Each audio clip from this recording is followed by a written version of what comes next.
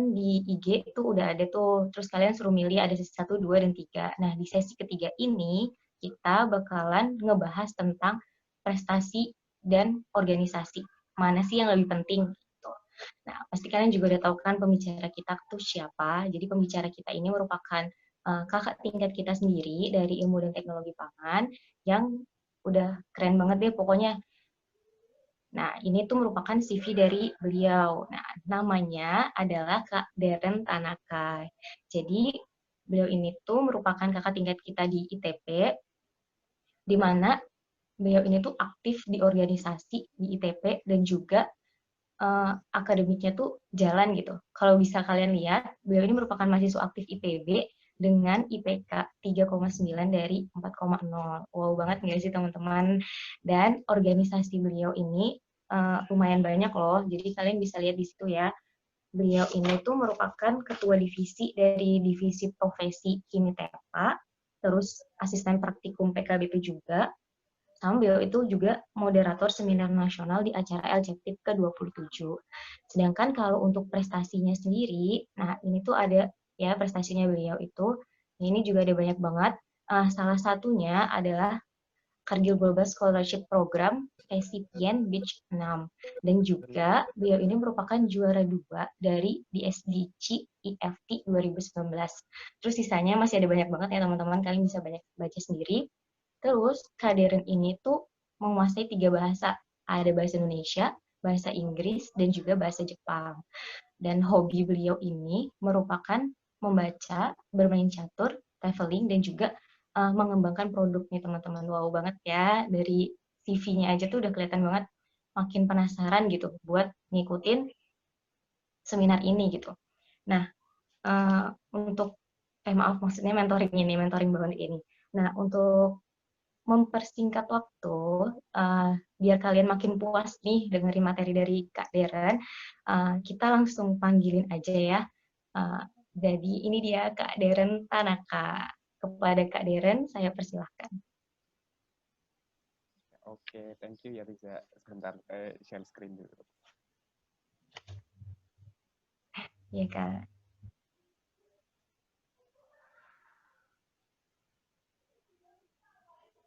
Oke semua, jadi salam kenal ya. Nama aku Deren Tanaka dari ITP 53.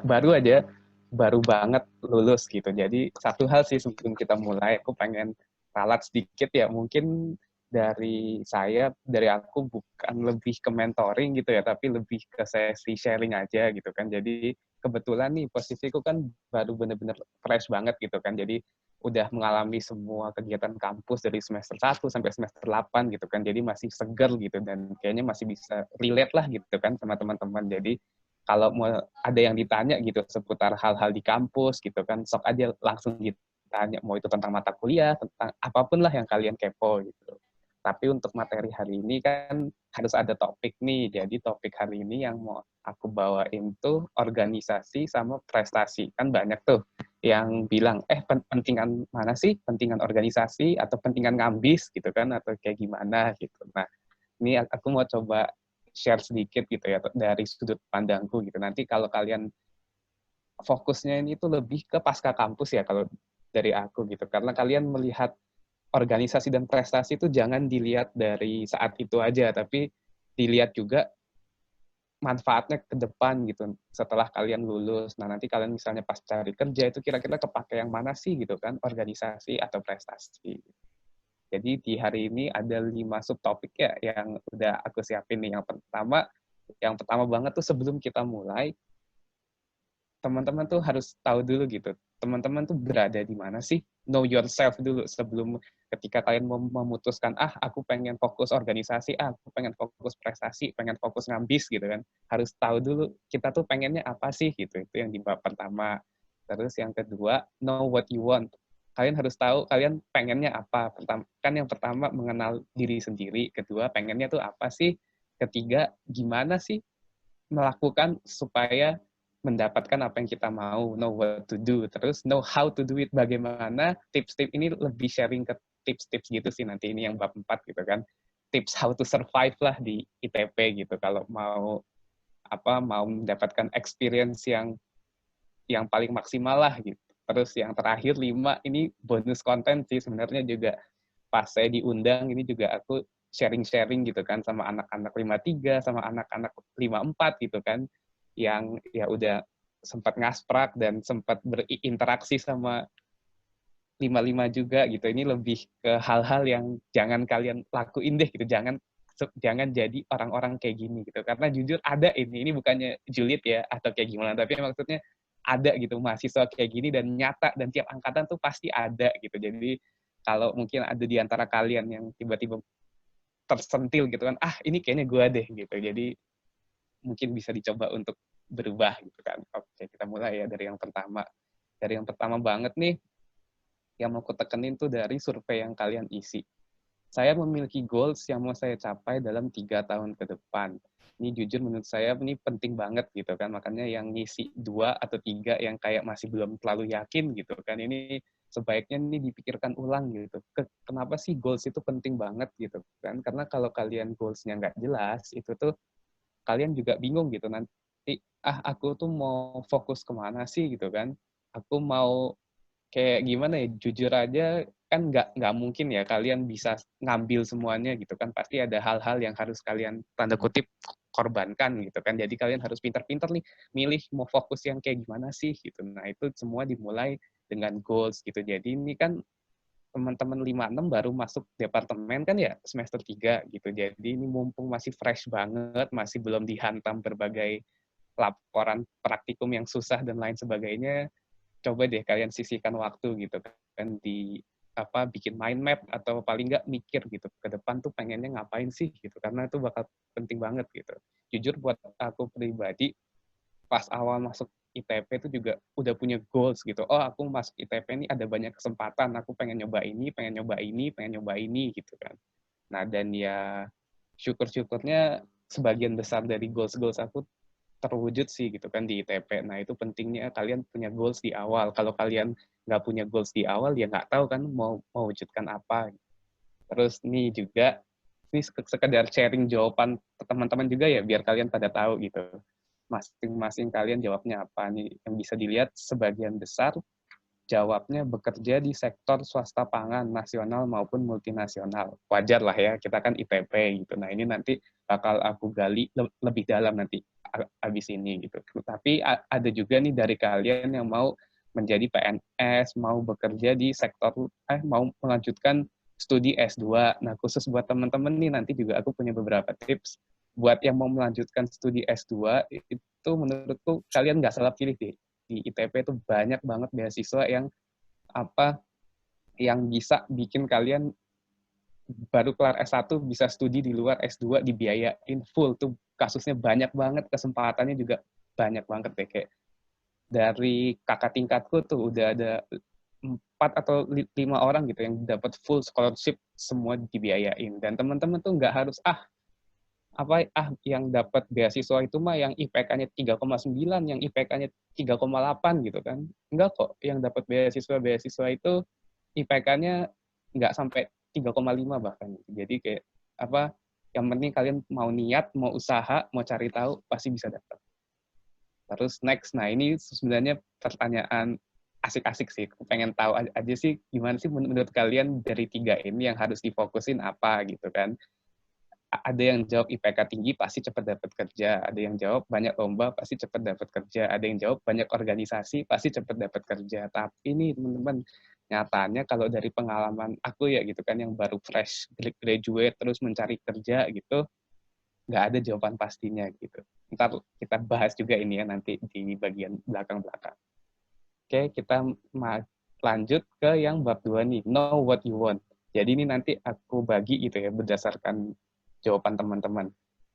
Nih, dibagi menjadi 6. Ada yang mau lanjut langsung S2, ada yang mau langsung bekerja di sektor pangan, langsung bekerja di sektor non-pangan, kapok kali ya, kayak merasa salah masuk jurusan gitu. No problem kok. Kalau kalian tahu itu kemarin yang di alumni top ya, yang Himitepa itu, yang datang kan Kak Leo, itu juga begitu lulus dari ITP malah masuk konsultansi gitu, nggak ada hubungannya sama pangan sama sekali, dan nggak masalah kok gitu. Tapi Yang pasti teman-teman harus kerja ekstra keras gitu kan, karena advantage teman-teman ilmu pangan yang kalian punya nggak kepake gitu.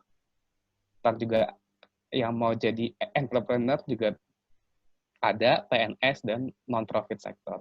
Kita bedah ya satu-satu nih langsung. Ini khususnya buat teman-teman yang jawab pengen lulus S1 langsung lanjut S2 gitu ya. Nah, ini ada banyak banget nih sekali lagi. Lots of fully funded scholarship available, dan scholarship yang bukan kaleng-kaleng gitu loh, yang nggak jelas gitu. Banyak banget alumni ITP yang dapat Erasmus, LPDP, MEXT Japan yang ke Jepang, GKS itu Global Korea Scholarship, terus dan lain sebagainya. Dan ini tuh kayak aku bukannya bilang oh ada yang dapat, enggak, ini yang dapat ini bener-bener aku kenal gitu loh, kakak tingkatku yang dia ngasprakin aku dan lain sebagainya lah gitu, kayak bener-bener kenal dan nyata dan ada dan bisa kalian dapatkan. Ini satu tips nih ya buat yang mungkin pengen gitu langsung lanjut S2 atau mau dapat info tentang S2, wajib sekarang banget nih, sekarang langsung follow IG @ICO-IPB. Ini penting banget. Kayak aku dapat banyak banget informasi-informasi yang penting banget dari sini. Dan sayangnya itu ternyata pas di angkatan aku tuh nggak banyak gitu yang follow ini. Paling cuma setengah kurang gitu. Dan sayang banget gitu. Teman-teman harus follow ini. Kalau kalian bisa lihat nih di bawah, followed by plus 212 more, itu teman-temanku semua gitu kan. Berarti ini kalian jangan sampai nggak follow ini gitu. Ini adalah akun yang banyak banget kasih informasi, terutama tentang ya, hal-hal yang berkaitan internasional. Dan for your information aja, ketua ICO, apa maksudnya orang penting lah ya di ICO itu salah satunya Pak Dase, yaitu dosen ITP sendiri gitu. Jadi sayang banget deh kalau kalian nggak ikut gitu. Terus jangan salah juga nih, aku pengen ngebenerin persepsi teman-teman gitu kan. Banyak yang kalian mikir, kalau S2 mah pasti akhir-akhirnya jadi peneliti juga gitu kan. Dan ini ternyata nggak juga gitu. Ada alumni ITP kita yang S2 di luar, tapi kan biasa kita mikirnya, oh S2 di luar, S3 di luar, balik lagi ke Indo jadi dosen gitu kan. Nggak juga gitu. Ada yang S2 di luar, habis S2 apply kerja di luar, terus tinggal juga di situ gitu. Ini aku lupa ITP 40-an, 40 something lah gitu, lupa. Dia dapat kerjanya di Swedia, terus kecantol juga sama orang di sana gitu kan. Jadi ya udah gitu, hidupnya di Swedia gitu. Jadi ini juga salah satu opsi gitu ya yang menarik gitu buat teman-teman. Terus next ini yang paling banyak kita mau lah ya, termasuk aku juga gitu. Yaitu abis lulus masuk langsung ke private sector atau kerja gitu kan di industri pangan.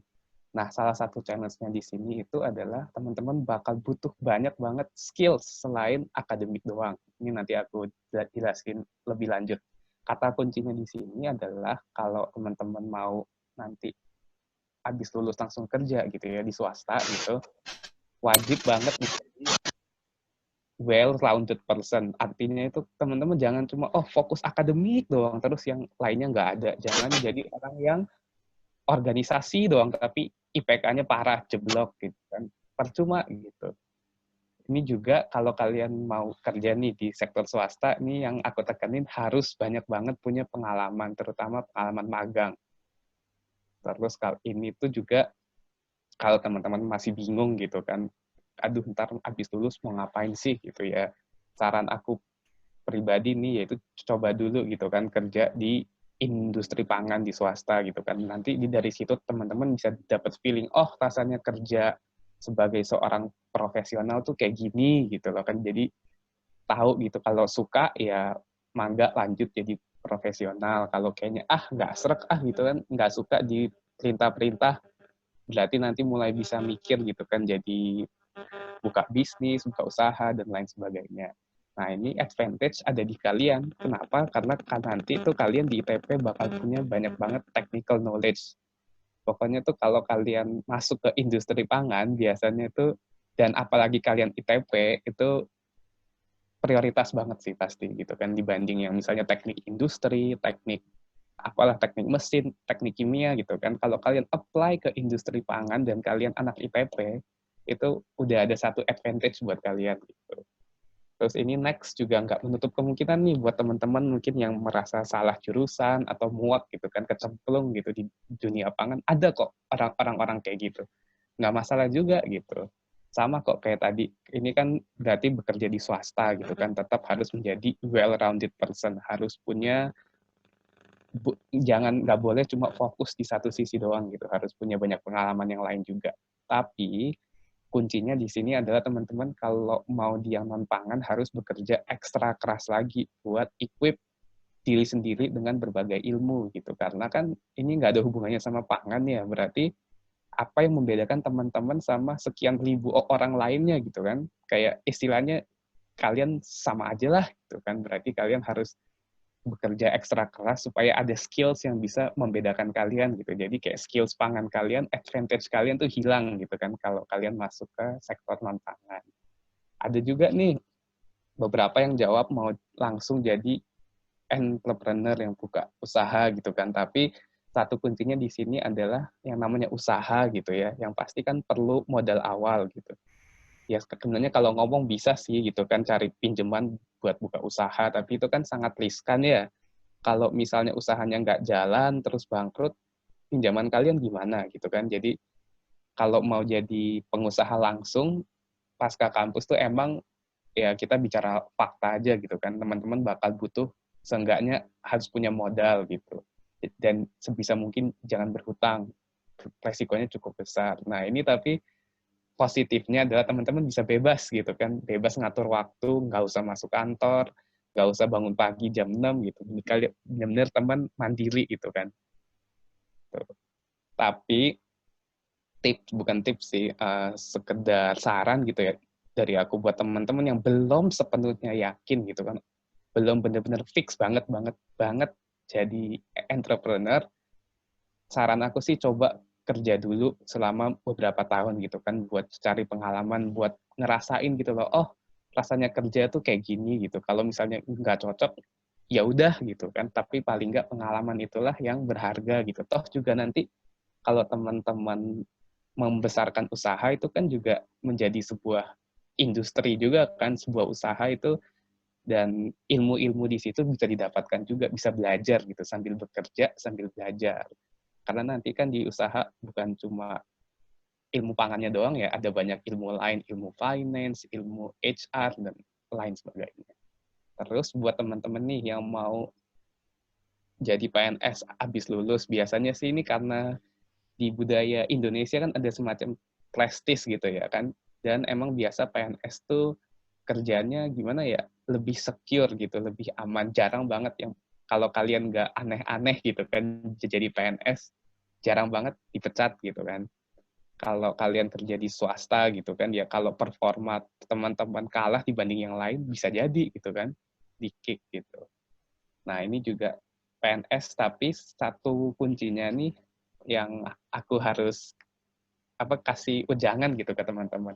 Job desk-nya itu bisa jadi cenderung agak repetitif dan membosankan gitu kan. Beda kalau kita kerjanya di industri gitu kan yang lebih dinamis gitu. Kalau di sini biasanya agak lebih ya gitu-gitu aja gitu. Tapi bagusnya di sini tuh biasanya sih ya ini kebocoran tuh, biasanya tunjangannya lumayan gitu kan. Makanya banyak yang tertarik tuh karena tunjangannya lumayan. Nah, ini ada dua nih yang aku rekomendasiin buat teman-teman yang emang mau PNS. Kalian pelajari tentang BPOM nih sama Kementerian Pertanian, karena alumni kita banyak banyak yang kerja di situ. Oke, next kita lanjut ke know what to do ya, berdasarkan yang tadi. Nah, ini pertama, master's degree. Kalau menurut aku sendiri nih, buat teman-teman yang mau fokus buat dapetin S2 di akademik nih, ya maaf-maaf aja gitu kan, mau nggak mau IPK kalian harus bagus gitu, karena perguruan tinggi di luar gitu atau perguruan tinggi itu gimana menilai teman-teman gitu kan, fresh graduate belum punya kesempatan kerja gitu kan, ya pasti yang dilihat yang pertama kali syaratnya adalah IPK, ya nggak kan, itu nggak bisa dipungkiri lah, pasti kalau mau S2 apalagi dapat beasiswa IPK harus bagus. Terus kedua, organisasi juga nggak boleh kosong. Kenapa? Kalau kosong atau kayak ogah-ogahan gitu ya, males, itu artinya menandakan apatisme. Karena kayak zaman sekarang nih, yang S2 tuh biasa apply nanti kan biasa dimintain CV. Nah, itu dari CV-nya kelihatan, oh kok dia organisasinya nol ya, kosong gitu kan. Berarti dia anaknya cuma bisa belajar gitu kan. Dan zaman sekarang kan soft skill menjadi hal yang wajib ya gitu, harus bisa komunikasi, bekerja sama dalam tim, lalalalanya itu buktinya ya dengan mengikuti organisasi. Terus prestasi nih, buat yang mau S2 juga penting. Persiapkan TOEFL dengan baik. Usahakan di atas 600. Emang sih kalau kalian lihat, oh syaratnya TOEFL di atas 500, TOEFL di atas 550 gitu kan. Tapi dari aku sendiri menyarankan teman-teman, mumpung masih awal nih, bisa disiapin TOEFL tuh, ada bukunya banyak, materinya banyak.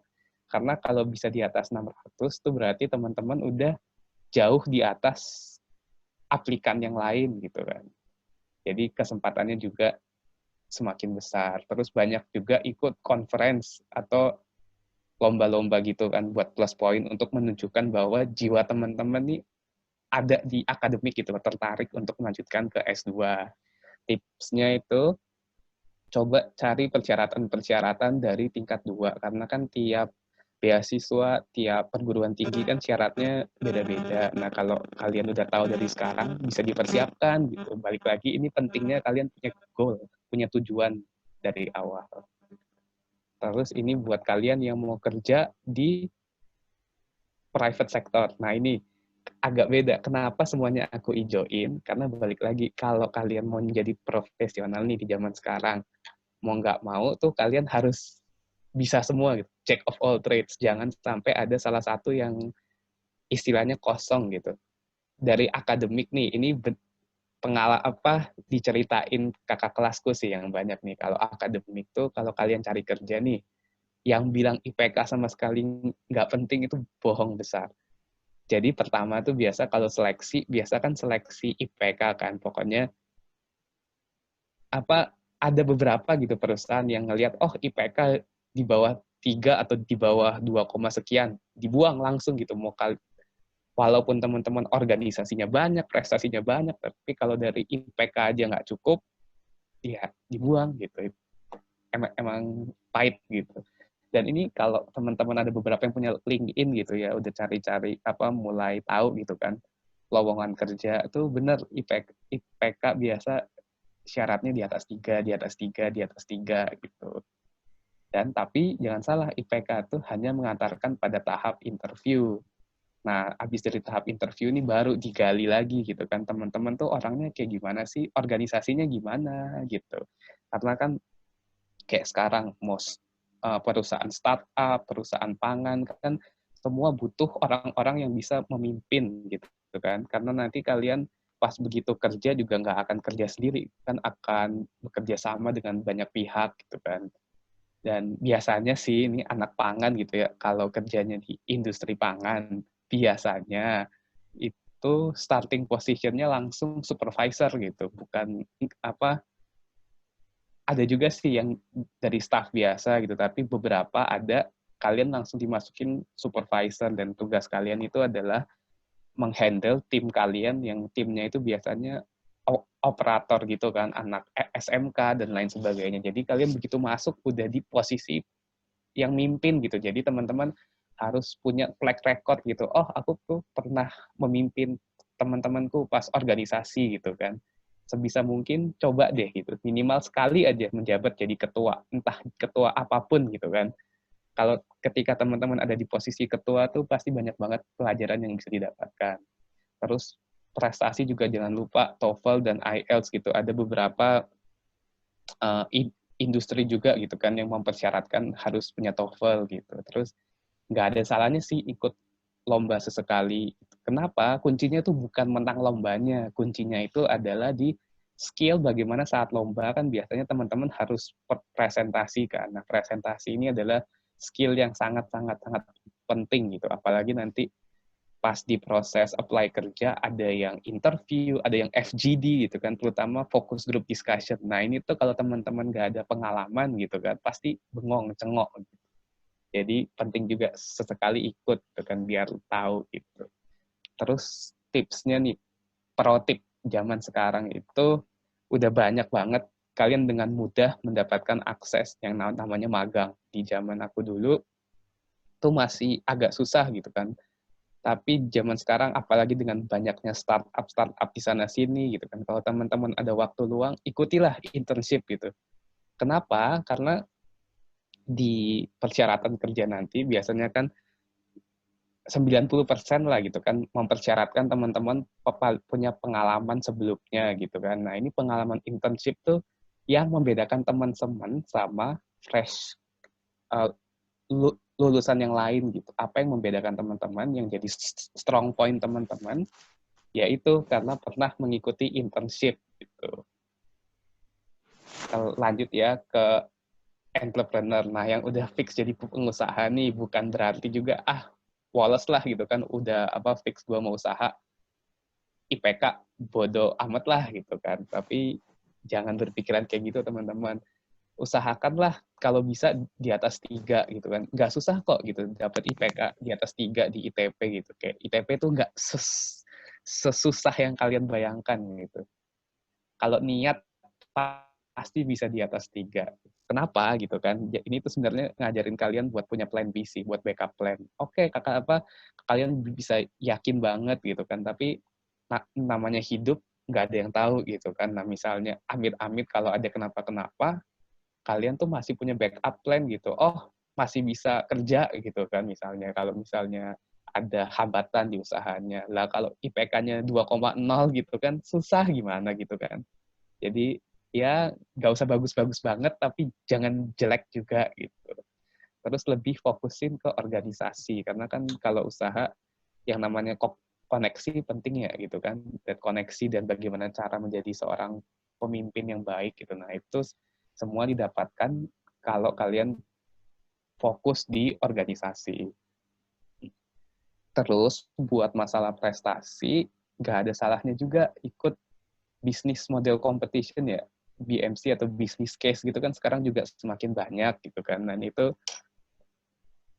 biasanya teman-teman nanti bakal dapat pengalaman yang menarik lah. Jadi bukan dari sisi pangannya doang gitu. Teman-teman harus belajar juga dari sisi logistik, dari sisi distribusi, marketing, dan lain sebagainya gitu. Jadi maksudnya buat teman-teman yang udah fix mau langsung usaha, bukan berarti boleh ogah-ogahan kuliahnya gitu kan. Sayang banget. Terus next juga buat teman-teman yang mau jadi PNS. Nah, usahakan juga di atas 3,5. Dan nih, aku dikasih tahu teman si cutting gitu. Kalau beberapa CPNS tuh ada yang punya slot khusus gitu buat yang lulusan cum laude gitu kan. Dan cum laude kan biasanya di atas 3,5. Terus untuk organisasi dan prestasi aku nggak bisa bilang banyak ya gitu kan. Karena kan CPNS dari tes ya kan, ada tesnya tes tertulis CPNS gitu. Jadi yang bisa mungkin aku kasih saran gitu kan, jangan lupain akademiknya aja gitu. Untuk organisasi dan prestasi, ikutilah gitu kan secukupnya, yang teman-teman bisa. Karena supaya kalau misalnya nggak dapet CPNS gitu kan, bisa apply kerja gitu di swasta. Terus nih kenapa ada nih namanya alumni ITP, namanya Ibu Klima Luna. Nggak tahu sih teman-teman ada yang kenal atau enggak. Nah itu tuh dia alumni ITP jadi CPNS, studi lanjutnya itu semua dibiayain negara gitu kan. S2, terus dia S3-nya di London atau di mana gitu. Aku lupa, di Inggris tuh dibiayain negara gitu. Dan itu juga bisa menjadi salah satu motivasi gitu buat teman-teman yang mau apply CPNS. Tipsnya jangan lupa riset tentang syarat dan ujian CPNS dari sekarang gitu. Nyicil belajar. Nah, oke, next. Ini lebih ke tips sih ya, ini lebih ke sharing. Udah santai kok, udah nggak berat lagi materinya. Oke, yang pertama itu aku pengen mengubah mindset teman-teman gitu dengan yang katanya organisasi. Jadi yang maksud tadi aku organisasi itu enggak terpatok di Himpro, BEM, BMKM gitu, sama misalnya UKM. Sebenarnya organisasi itu ada banyak banget. Nggak tahu teman-teman pernah dengar Student Catalyst nggak gitu? Kayak itu organisasi di luar kampus gitu lah, yang fokusnya untuk pengembangan diri. Itu juga sangat bagus juga kalau misalnya teman-teman ya kan biasa nih kalau himpro gitu kan diseleksi gitu kan. Kalau misalnya nggak dapet, jangan kecewa gitu. Jangan kecewa terus jadi apatis. Carilah hal lain gitu. Terus internship juga sekarang banyak banget nih. Untuk apa internship tuh bisa di industri. Nih, biasanya tuh buat anak ITP dibuka yang namanya Nutri-Food Internship apa gitu. Aku lupa. Itu tiap tahun dibuka dan biasanya anak ITP tiap tahun ada yang dapat gitu. Yang aku tahu tuh 54 yang dapat namanya Katai. Nah, yang 55 nggak tahu sih ya sekarang. Ada juga internship di startup gitu. Biasanya yang apa mereka cari yang bisa digital marketing gitu kan atau jadi content writer dan lain sebagainya gitu. Nah, ini tuh banyak-banyak cari info menurut aku di LinkedIn sih teman-teman. Penting walaupun masih tahun kedua nih gitu kan. Masih lama lah gitu, tapi kesempatan-kesempatan internship tuh biasanya agak susah didapat gitu, apalagi kalau cuma komunikasinya di lingkungan kampus ya gitu kan. Nah, ini informasi-informasi internship kayak gini biasanya banyaknya tuh di LinkedIn gitu. Jadi saranku buat teman-teman mulailah gitu bikin account LinkedIn gitu kan. Jadi jangan IG doang gitu sosmednya. Terus next-nya juga kata prestasi. Prestasi itu nggak cuma sebatas lomba. Di CV itu kalian bisa masukin kalian kalau pernah summer course, short course ke luar negeri, student exchange atau internship di luar, itu semua tuh juga termasuk prestasi juga gitu kan. Jadi jangan pikirannya itu jangan sempit. Prestasi berarti harus lomba, lomba, lomba dan hanya lomba. Belum tentu, masih ada banyak hal lain. Sekali lagi diingatkan kembali betapa pentingnya follow IG ICO. Ini kayak penting banget lah gitu. Aku pengen semua semua yang ikut di sesi aku hari ini harus follow ICO. Penting banget. Dijamin gak akan nyesel.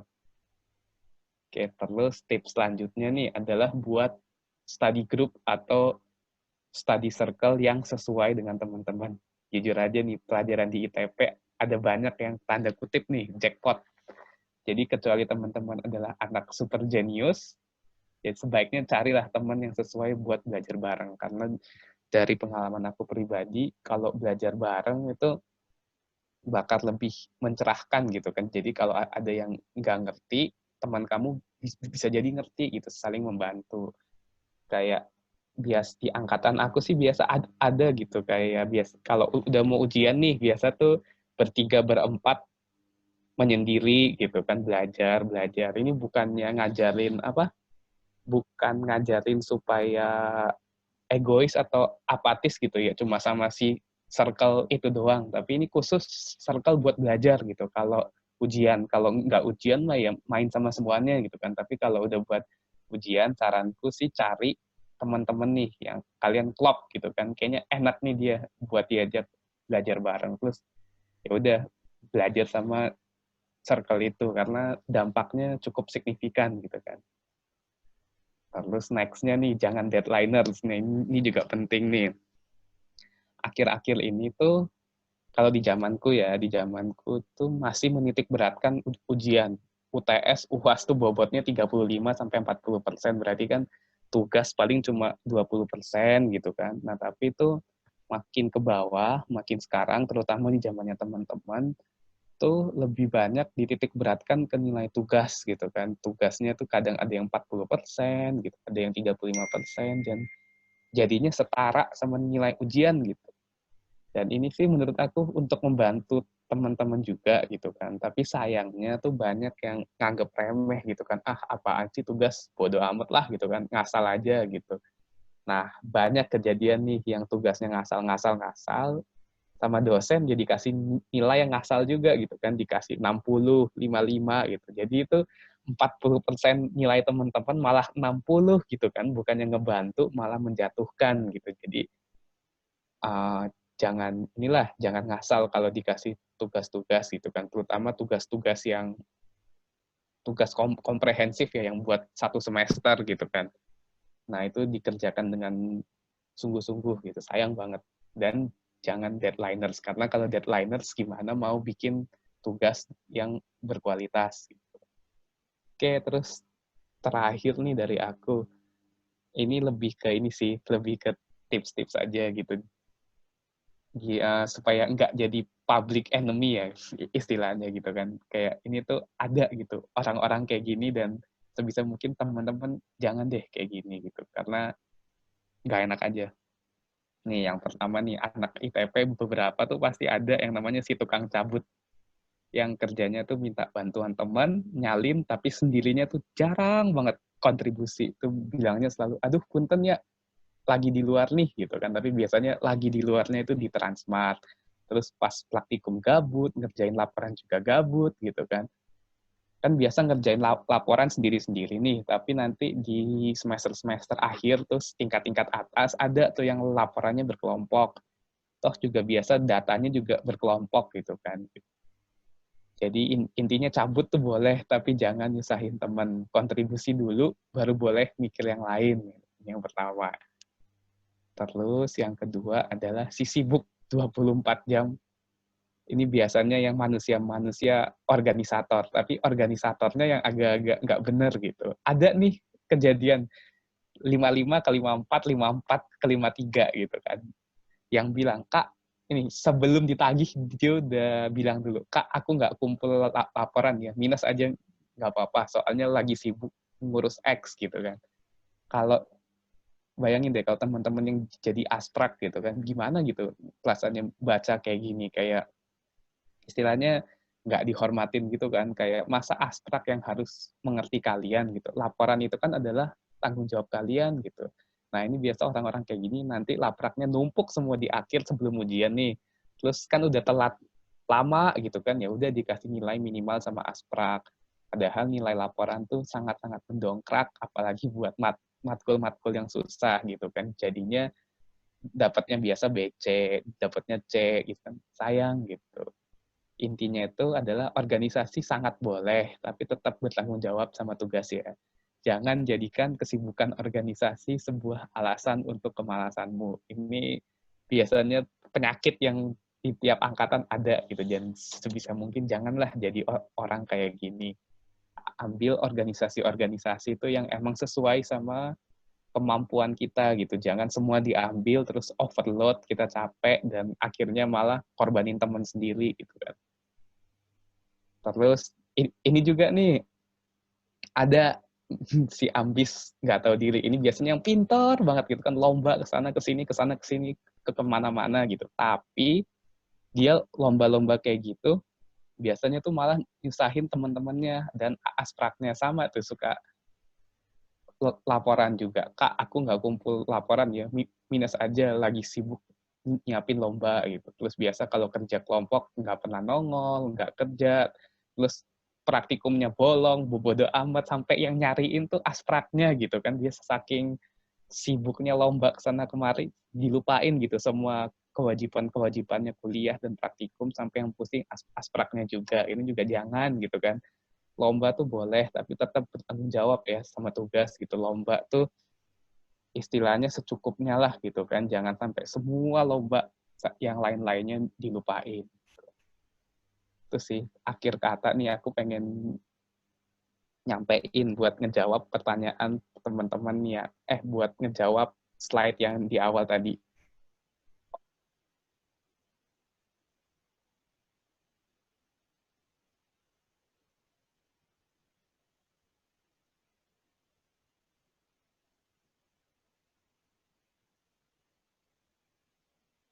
Prestasi itu apa sih sebenarnya? Itu kan semuanya adalah experience kita gitu kan, adalah pengalaman kita. Apa yang bisa kita tawarkan, apa yang bisa kita bawa dari diri kita setelah kita lulus gitu.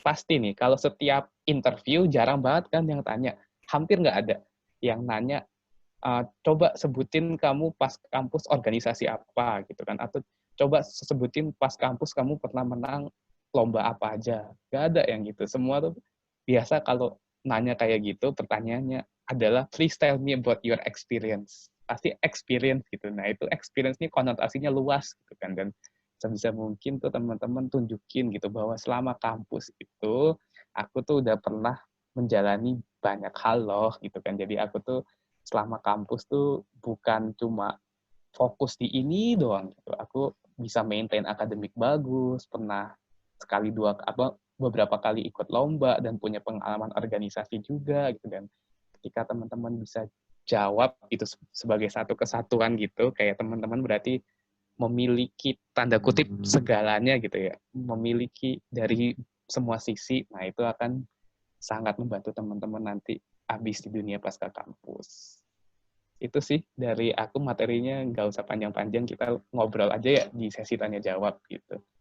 Quotes akhirnya adalah, pengalaman jadi mahasiswa ITP itu cuma sekali, jadi please make the most out of it. Kalau kalian ada yang mau tanya-tanya lebih lanjut atau mau kepo-kepoin, sok ini email sama Instagram aku. Oke, aku balikin ke moderator ya, silakan Riza. Oke, makasih Kak Deren. Wah, keren banget ya materinya teman-teman. Kalian jadi bisa ambil pelajaran banget. Sebenarnya posisi kita sebagai mahasiswa tuh di mana sih? Haruskah ke akademik atau ke organisasi? Dan Kak Deren tadi udah jawab semuanya. Sebenarnya kita sebagai mahasiswa punya banyak waktu buat ngedapetin semuanya. Buat akademik iya, buat organisasi iya. Kita masih punya banyak waktu buat bisa ngepegang semuanya sedikit-sedikit, asalkan kita pernah mencoba semuanya gitu. Nah, untuk sesi yang selanjutnya, yaitu selama 20 menit ke depan, kita bakal ngadain sesi tanya-jawab, di mana di sini aku lihat di kolom komentar udah ada 2 pertanyaan ya. Jadi kita mulai aja ya Kak, sesi tanya-jawabnya. Iya, boleh. Oke Kak, ini saya pilihin pertanyaannya.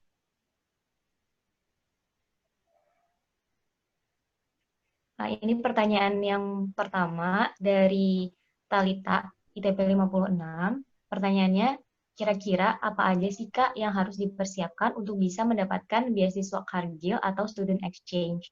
Dan sarannya Kak untuk kita yang baru lulus PPKU nih. Nah, kepada Kak Deren, saya persilahkan untuk menjawab pertanyaannya. Nah, oke, ini pertanyaan bagus ini. Jadi, aku jawab dulu ya. Untuk beasiswa itu biasa, bukan cuma Cargill ya, kan beasiswa di ITB itu banyak. Ada Cargill, ada Paragon, ada Tanoto, dan lain sebagainya. Dan itu biasanya kesempatannya dibuka langsung di tahun kedua ini. Jadi ini buat teman-teman nih sekarang itu sebaiknya gencar-gencarnya cari info tentang beasiswa gitu. Karena kalau udah tingkat 3, tingkat 4 itu kesempatannya bakal makin lama makin dikit gitu. Kesempatan emas itu justru sekarang, habis lulus PPKU di tingkat kedua, itu banyak banget beasiswa yang terbuka buat teman-teman. Kalau untuk yang disiapin, tergantung ya. Yang pasti sih, beasiswa biasanya minta IPK gitu kan, yang lumayan gitu. Itu satu. Terus untuk beasiswa Cargill nih, kan kebetulan aku juga penerimanya gitu, yang bisa disiapin itu lebih ke memperbagus CV gitu Kak. Teman-teman belajar gimana membuat CV yang bagus dengan apa yang udah teman-teman punya gitu. Pas aku apply kan juga masih baru gitu kan, masih kayak kalian lah, belum banyak pengalaman gitu. Nah, tapi jangan malah minder gitu. Kalian coba belajar gimana sedemikian rupa gitu sehingga menghasilkan CV yang bagus. Terus nih, satu tips juga, biasa beasiswa tuh bakal minta teman-teman nulis namanya personal statement ya. Kayak biasa tuh pertanyaannya simpel gitu, kayak misalnya ceritakanlah satu pengalamanmu yang paling berkesan gitu kan. Nah, itu hal-hal kayak gitu teman-teman harus tahu cara menjawabnya yang baik gitu. Jangan dijawab apa adanya gitu. Teman-teman harus pintar-pintarnya merangkai suatu cerita gitu kan, alur gitu. Jadi dari pengalaman ini, awalnya seperti ini, kesusahan yang aku alami seperti ini, tapi aku bisa melakukan ini sehingga menjadi seperti ini, dan hasilnya sekarang saya seperti ini gitu kan. Jadi kayak novel gitu, ada intronya, terus ada masalah ke klimaks, penyelesaian gitu. Jadi belajar menulis esai dengan baik sih gitu. Personal statement sama CV itu yang dari aku, saran yang bisa aku kasih kayak gitu.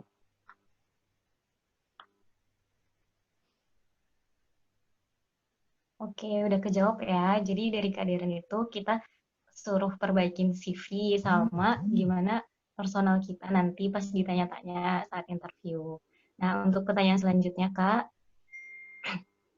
Ini masalah cerita ya Kak tadi untuk gimana kita nyeritain pengalaman kita. Nah, ini tuh ada pertanyaan dari Valen, ITB 55. Eh, Kak, boleh share pengalaman dan cerita menarik saat kemarin internship serta tips dan triknya bisa lolos dan diterima di internship tersebut, Kak. Terima kasih. Kepada Kak Deren, saya persilahkan. Oke. Jadi ini ya sekedar aku ngasih info juga ya. Jadi itu kemarin kebetulan ada kesempatan gitu internship buat anak ITP. Dan dari ITP itu aku sama temanku 53 juga, namanya Cindy, itu kepilih gitu buat internship di Jepang gitu kan. Dibiayain semua full gitu. Dan itu kebetulan kita jadi angkatan pertama gitu kan, kayak jadi inisiator gitu. Tips dan triknya nggak beda sih kan, yang namanya internship, yang namanya beasiswa, pasti kan kita harus kasih CV gitu kan. Nah itu, dan baik lagi pintar-pintarnya teman-teman bikin CV. Dan nanti di saat interview gitu, tipsnya itu kalau mau dapat kayak gini-gini itu teman-teman banyak-banyak latihan interview. Nih, satu tolok ukur gitu ya, yang bisa aku kasih itu gini. Kalau aku tanya, please tell me why we should accept you. Tolong jelaskan ke saya kenapa kita harus pilih kamu gitu kan. Kalau teman-teman masih kesulitan menjawab itu, berarti teman-teman masih harus memperbaiki skill interview. Karena skill-skill kayak gitu tuh penting. Gimana kita bisa branding diri sendiri gitu kan, menjual diri sendiri tanpa terkesan sombong dan tanpa terkesan overconfident gitu kan. Jadi pasnya gimana itu butuh latihan gitu. Dan itu ini juga berlaku juga ya buat yang mau cari beasiswa gitu, karena beasiswa juga pasti ada tahap interviewnya gitu. Dan biasanya itu yang membedakan gitu kan, yang keterima dan enggak tuh bukan IPK gitu. Balik lagi, IPK tuh cuma mengantarkan kalian ke gerbang awal gitu kan, ke gerbang seleksi. Nah setelah itu balik lagi ke sifat teman-teman sendiri gitu. Dan yang jago interview sih ya biasanya yang lebih keterima gitu kan. Jadi interview jangan ngomong terus, jangan juga diem doang gitu. Jadi kalian harus pintar-pintar, pas FGD kan biasa ada satu tim gitu kan, satu grup. Nah itu biasa pasti ada yang satu diem terus gitu kan, nggak pede gitu. Ada juga satu yang ngomong terus kan, malah nggak kasih teman-teman lainnya buat ngomong gitu. Nah itu yang kayak gini-gini itu teman-teman harus aware gitu. Jangan menjadi terlalu introvert, jangan juga terlalu mendominasi. Jadi sebatas mana sih yang ideal gitu kan, dimana kita bisa menunjukkan bahwa kita itu capable loh, kita punya ilmu, kita punya kemampuan tanpa terkesan sombong. Nah itu balik lagi banyak-banyak latihan interview gitu kan, banyak-banyak googling, banyak-banyak lihat YouTube gitu kan, interview tips atau scholarship interview tips gitu. Terus juga biasanya sih dari Himitepa ya, dari divisi profesi itu biasa juga ada ngadain webinar, talk show atau pelatihan gitu kan yang tentang interview juga, dan itu sebisa mungkin teman-teman juga ikut kan. Itu juga dulu pengalaman jadi kadif profesi itu, yaitu kerjaannya kayak membantu bikin acara gitu yang bisa melatih anak-anak ITP itu supaya bisa lebih jago di saat interview gitu. Udah menjawab belum ya? Sorry, Mungkin tambahan belum Kak, ya. Iya, yang untuk yang pengalaman. iya oke. Untuk yang pengalaman di Jepang sih, ya satu hal sih dari aku tuh yang pas aku magang di sana tuh dari segi etos kerjanya gitu. Jadi benar-benar di Jepang tuh on time gitu kan orang-orangnya gitu. Nggak kayak kita yang, aku nggak tahu sih kalian dulu tuh kalau PPKU tuh ada toleransi keterlambatan 15 menit kan ya. Pokoknya kalau nggak sampai 15 menit ya masuk masuk aja gitu kan, bodo amat gitu. Kalau di sana tuh bahkan telat 2 menit aja itu udah dianggap telat gitu kan. Jadi benar-benar on time banget dan etos kerjanya disiplin banget gitu. Dan kalau untuk tips sih kebetulan ya aku kan juga bisa sedikit bahasa Jepang gitu, dan itu juga jadi plus point gitu. Jadi dan ini baik lagi nih ke pentingnya punya goals. Ini sekedar sharing pribadi, itu aku pas masuk ITP itu udah tahu targetku tuh pengen ikut AIMS. Kalian ada yang tahu AIMS apa? program pertukaran pelajar itu yang biasanya tiap tahun diadakan gitu kan dari ITP itu biasanya dibiayain sama pemerintah, tapi sialnya tahun ini angkatanku aims-nya nggak ada gitu kan karena corona, tapi biasa tiap tahun tuh ada dan itu full dibiayain dan aku tuh sebelum masuk ITP pun udah tahu tentang itu gitu, jadi udah nyiapin gitu kan, udah nyicil-nyicil belajar bahasa Jepang sedikit gitu, dan pas interview aku pakai gitu kan, apa walaupun nggak jago-jago banget gitu kan, tapi kalau kita bisa ya ngomong sepatah dua patah kata bahasa Jepang kan seneng juga mereka gitu kan. Jadi balik lagi gitu, teman-teman goals-nya tuh apa sih gitu kan, itu sih. Jadi jangan lupa balik lagi ke goals-nya teman-teman gitu. Kalau emang teman-teman pengen apa tujuannya itu dapat pengalaman di luar gitu ya, berarti salah satu hal siapin TOEFL dan memperlancar ngomong bahasa Inggris gitu kan. Itu sih dari aku, karena kalau kita udah ngomongin internasional udah pasti kalian harus full bahasa Inggris gitu. Udah bahasa Indo tuh cuma di Indo doang gitu. Kalau udah keluar Indo nggak dipakai sama sekali.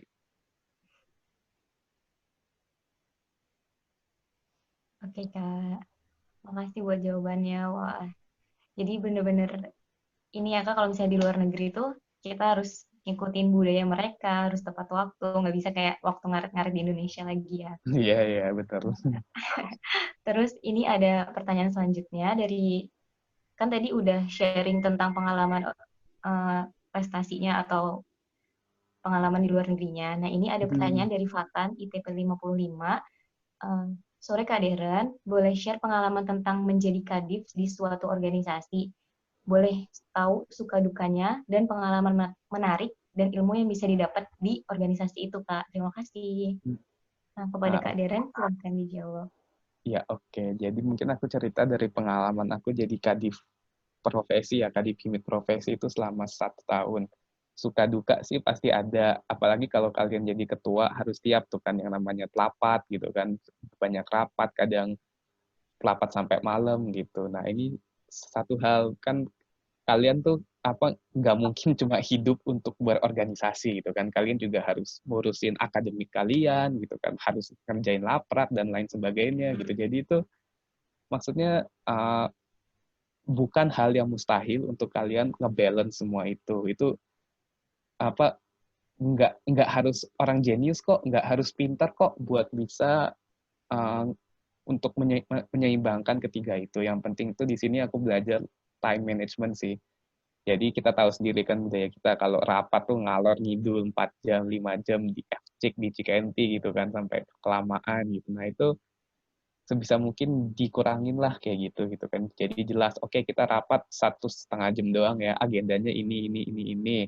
Nanti dari kalian harus udah siap materi ini gitu. Dan itu dikasih tahu ke anggota-anggota kalian jauh-jauh hari gitu supaya mereka bisa siapin juga gitu. Jangan kayak ntar sore rapat kuy gitu kan, kayak dadakan banget gitu, kayak nggak efektif biasa tuh yang kayak gitu. Semua juga bingung kan, aduh rapat mau ngomong apaan gitu kan. Jadi disiapin dulu apa yang mau kalian dirapatkan.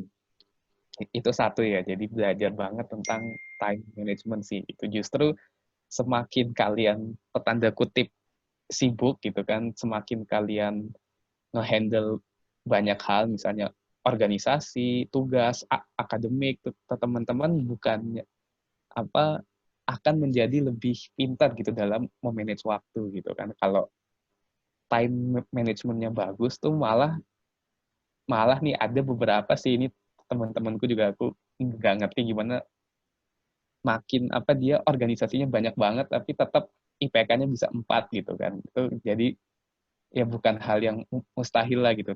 Baik-baik di time management, terutama nih buat teman-teman di laprak sih ya, terutama nanti itu di udah senyum-senyum tuh si Lisa.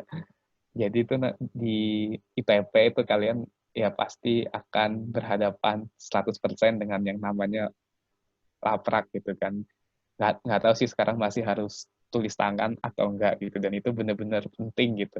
Biasanya itu kehidupan anak ITP semester 3, 4, 5, 6 tuh nggak jauh-jauh dari beasiswa, laprak, sama rapat gitu kan. 3 aja itu. Nah itu jadi teman-teman baik-baik manage waktu laprak dan rapat dan belajar. Bisa kok gitu, nggak susah. Terus satu hal lagi, aku juga belajar tentang gimana mengenali karakteristik orang-orang gitu. Jadi kalau teman-teman jadi ketua nih, maka otomatis teman-teman mempunyai kewajiban untuk membawa tim atau divisinya teman-teman itu untuk berprestasi kan, untuk bisa perform secara bagus gitu. Nah, untuk perform secara bagus itu semua anggota itu nggak boleh hilang-hilangan gitu kan. Dan biasanya sih pasti ada gitu, 1-2 kok agak susah dihubungi, kok dia hilang-hilangan gitu. Dan justru di kesusahan-kesusahan kayak gitu itu yang membentuk jiwa pemimpinnya teman-teman gitu. Jadi nanti biasanya kalau jadi ketua tuh belajar, oh si A ini orangnya itu pendiam terus gitu kan. Jadi sebaiknya gimana? Apakah sebaiknya dimarahin gitu kan? Ah, kayaknya enggak gitu kan. Kalau dimarahin malah makin hilang gitu kan. Jadi biasanya di approach secara personal, misalnya di chat gitu kan, kamu kenapa sih, lagi sibuk apa gitu kan, ada yang bisa gua bantu nggak gitu kan misalnya.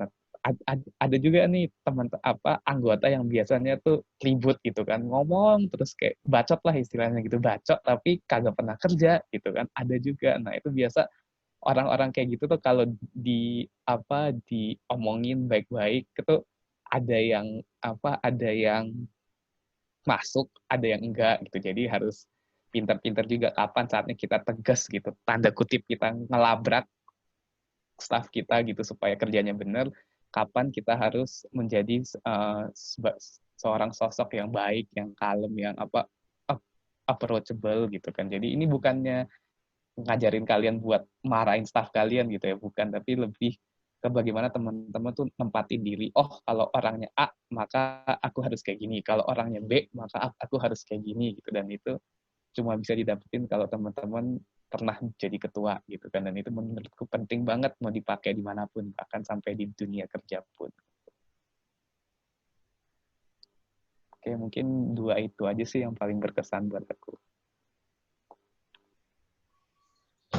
Oke Kak, oh, berarti kalau misalnya dari organisasi itu kita bisa dapat banyak ya, bisa dapat cara ngatur waktu, time management, terus gimana caranya kita nge-handle orang-orang yang ada di bawah kita.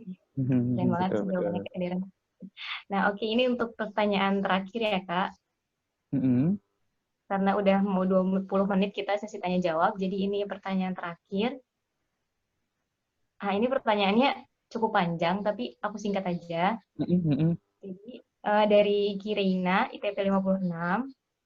Nah, kalau misalnya di kehidupan nyata nih Kak, sebenarnya tuh untuk ngebalancein antara prestasi sama akademik tuh tergantung faktor bakat nggak sih? Soalnya dia bilang ada yang emang dari sananya tuh pinter, jadi walaupun sesibuk apapun organisasinya, akademiknya tuh tetap bagus.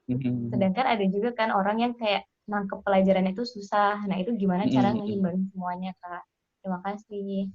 Nah, oke, ini pertanyaan bagus banget ini. Kan banyak nih, mungkin yang merasa, bacot lah gitu kan, yang gua sampaikan itu bohong lah, nggak mungkin gitu. Tapi ini bukti nyatanya tuh banyak teman-teman aku nih yang yang enggak ambis banget lah gitu kan, tapi dia bisa dapat IPK di atas 3,5, organisasinya jadi ketua pernah gitu kan. Terus abis itu ikut lomba-lomba, walaupun bukan lomba yang besar gitu kan, lomba-lomba lokal yang kecil juga pernah, banyak gitu. Jadi di sini yang aku mau tekenin tuh adalah 2 hal sih. Yang pertama balik lagi ke time management. Terutama ini biasa nih pertanyaannya harusnya tuh bagaimana pertanyaannya itu bukan bagaimana menyeimbangin organisasi dan akademis, tapi pertanyaannya itu lebih bagaimana menyeimbangkan organisasi dan laprak sih sebenarnya gitu. Karena kalau buat akademis kita tuh nggak susah-susah banget gitu. Maksudnya susah sih, susah, tapi kalau kalian teman-teman belajar, kalau teman-teman diniatin, itu pasti bisa gitu. Dan sejauh pengalaman aku gitu kan selama 3 tahun tuh ya, yang biasanya dapat nilainya kurang, itu ya emang effortnya juga kurang gitu kan. Baru belajar H-1 gitu, kuy, mabar dulu kuy gitu kan. Padahal besok apa BPD gitu kan bunuh diri itu kan. Jadi lebih ke kalau udah tahu susah ya kita nyicil jauh-jauh hari. Balik lagi ini nanti nyambung ke namanya study circle-nya teman-teman gitu. Jadi bisa mungkin teman-teman tuh pilih beberapa orang gitu kan yang kira-kira klop gitu sama gaya belajarnya teman-teman gitu. Terus belajar bareng sama mereka gitu. Karena kalau apa yang belajar akbar, aku nggak tahu sih kalian pernah nggak kayak belajar akbar, tutorial akbar gitu kan, biasa di sewa ruangan ber-35 atau ber-40 gitu kan, tuh biasa kurang efektif gitu. Lebih efektif tuh kalau kita belajar di tim-tim yang kecil gitu. Misalnya kita uh, belajar bukan di Sabta sih, dapat tuh di Korpat mungkin gitu kan, atau di Kopi Sentrum, di Boba gitu. Maksudnya justru dengan tim-tim kecil itu akan lebih membantu kita untuk belajar gitu. Terus yaitu balik lagi realistis kok untuk menyeimbangkan akademis dan organisasi. Kuncinya itu time management terutama di laprak. Percaya deh nanti semester 3, semester 4 tuh hal yang akan menghantui teman-teman tuh bukan aduh ini kok pelajaran susah banget, bukan. Yang akan menghantui itu aduh ini laprak kok banyak banget, sehari ada 3 gitu kan. Dan itu pintar-pintarnya teman-teman bagi waktu sih gitu. Kayak misalnya weekend nih, weekend Sabtu Minggu ya udah tahu lapraknya banyak ya kan. Sabtu itu kan satu hari 24 jam gitu ya, nggak ada salahnya kan teman-teman ambil waktu 2 atau 3 jam di hari Sabtu buat nyicil laprak gitu kan, terus baru main, baru jalan-jalan, atau 2 sampai 3 jam di hari Minggu gitu kan, baru buat istirahat gitu. Jadi emang harus ada yang dikorbanin gitu. Time management sekali lagi menjadi sangat penting, terutama di bagian laprak gitu kan. Carilah study group teman-teman gitu kan, supaya bisa tanda kutip nih, gue bukan yang ngajarin nyalin ya gitu kan, tapi berdiskusi gitu kan sama teman, kalau buat pembahasan ini tuh jawabannya kayak gimana sih yang benar gitu kan. Misalnya dia kadar karbohidratnya naik atau gimana sih gitu kan. Nah kalau kita udah tahu jawaban yang benar, tinggal cari pustakanya doang kan yang sesuai gitu. Jadi justru itu kalau ada teman-teman yang kalian bisa ajak diskusi, itu kehidupan laprak kalian akan semakin mudah gitu sih. Sama satu hal lagi, aku pengen tanya di Riza, ini ITP 56 udah dibagi kakak asuh belum ya? Uh, udah Kak, udah ada kakak asuh. Nah, udah ya. Nah, itu sih. Manfaatkanlah kakak asuh kalian sebaik mungkin gitu kan. Coba approach mereka. Karena tuh dari pengalaman aku sih gitu.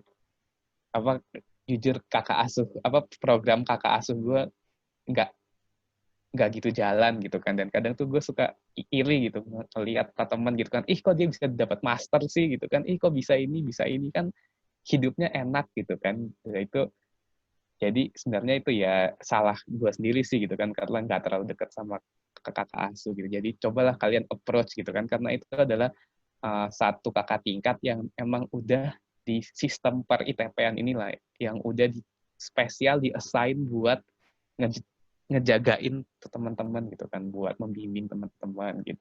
Tapi misalkan nih kakak asuhnya kayak dia jutek lah, nggak nggak friendly gitu kan, jangan putus asa juga. Di mana ada niat di situ pasti ada jalan gitu. Dulu tuh gue pas nggak dapat turunan dari kakak asuh ya nggak nyerah gitu kan, sampai fotokopi master punya teman gitu kan buat dijadiin referensi gitu kan. Jadi jangan sampai kalian putus semangat gitu, pasti ada jalan gitu. Jadi terus juga satu lagi sih, sekedar tips juga sih, jangan nyalin plek laprak gitu kan. Maksudnya kalian melihat tanda kutip referensi itu boleh gitu kan, nggak ada yang bilang nggak boleh. Yang nggak boleh itu adalah kalau nyalin 100% sama persis gitu kan. Dan itu kejadiannya ada gitu di 54 gitu, di 55 juga ada kan ya. Gue aja tahu gitu, sampai ini kasusnya di ini sih, di ya udahlah nggak usah dibahas, pokoknya jangan aja gitu. Master boleh, referensi boleh, tapi jangan nyalin 100%, itu bunuh diri, itu benar deh. Nah, apakah menjawab sekiranya? Oke Kak, cukup menjawab. Terima kasih Kak.